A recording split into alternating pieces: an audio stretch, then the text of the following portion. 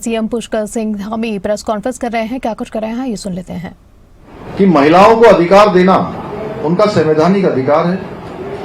संविधान का 131वां संशोधन विधेयक का उद्देश्य अत्यंत स्पष्ट था। महिलाओं को 33% का लाभ यथाशीघ्र 2029 के बाद हर चुनाव में मिलना था, चाहे लोकसभा के चुनाव होते या लोकसभा के बाद किसी भी राज्य की विधानसभा के चुनाव होते। और विशेष रूप से इसे 2029 के आम चुनाव से लागू करने की दिशा में एक बहुत बड़ी पहल थी। और इस विधेयक के माध्यम से कुछ भ्रांतियां भी फैलाई जा रही हैं। जैसे एक बार इन्होंने कहा कि देश का संविधान समाप्त हो जाएगा, देश में ये व्यवस्था समाप्त हो जाएगी, नई व्यवस्था लागू हो जाएगी। उसी प्रकार से इसमें भी देश की जनता को गुमराह करने के लिए तमाम प्रकार के अनर्गल बातें इसमें कही गई हैं। और इस विधेयक के माध्यम से जनगणना और परिसीमन के कारण होने वाली संभावित देरी को समाप्त करने का भी प्रयास किया गया।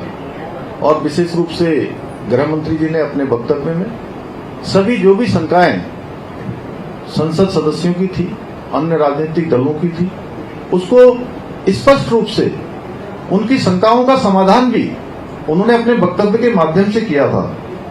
क्योंकि इस विधेयक का लक्ष्य था कि महिलाओं को उनको अधिकारों के लिए अनावश्यक रूप से और प्रतीक्षा न करनी पड़े। लंबा कालखंड हो गया।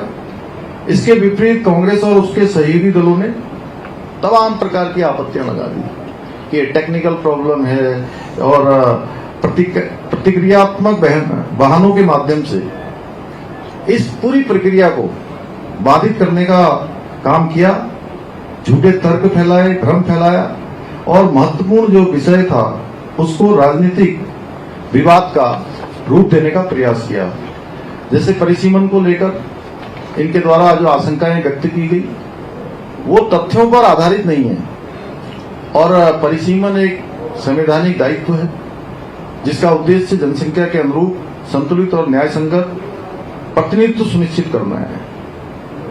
और जो व्यवस्था इसमें प्रस्तावित की गई है सभी राज्यों के लिए, जैसे ये भी फैलाने का प्रयास किया गया कि कुछ राज्यों को कम प्रतिनिधित्व मिलेगा, कुछ राज्यों को अधिक मिल जाएगा, कहीं पर जो है कम भागीदारी होगी। तो इसमें सभी राज्यों के लिए समान अनुपात में सीटों की वृद्धि का प्रावधान था। इससे किसी भी राज्य को कोई नुकसान नहीं हो रहा था। विशेषकर जो उन्होंने दक्षिण भारत में कहा कि दक्षिण भारत में सीटें कम हो जाएंगी, तो उनके हितों पर भी कोई प्रतिकूल प्रभाव नहीं पड़ रहा था। और बहुत जब महिला अधिकारों की बात होने लगी तो समाजवादी पार्टी एक नई बात लेकर आ गई। और नई बात के धर्म आधारित आरक्षण की मांग उठा दी उन्होंने, जो कि भारत का संविधान कभी भी इसके आधार पर कोई आरक्षण हो ही नहीं सकता है। भारत के संविधान में कहीं कोई प्रावधान नहीं है कि धर्म के आधार पर कोई आरक्षण होगा, बल्कि यह मूल मुद्दे से जो ध्यान भटाना था उसका प्रयास था। और इस प्रकार की मांगें केवल और केवल तुष्टीकरण की राजनीति को दर्शाती हैं, जो ये वर्षों से करते आए हैं। एक वर्ग विशेष की बात करके केवल अपने वोट बैंक को साधने का प्रयास है और संविधान के जो मूल्य हैं संविधान के मूल्यों के विपरीत है। और कांग्रेस का ऐतिहासिक रिकॉर्ड भी इस संदर्भ में बहुत ही इसी प्रकार का रहा है। दशकों तक इन्होंने अपने समय में, आप सबको पता है कि देश की आजादी के बाद 60 वर्षों तक इस देश की सत्ता पर कांग्रेस पार्टी काबिज रही है।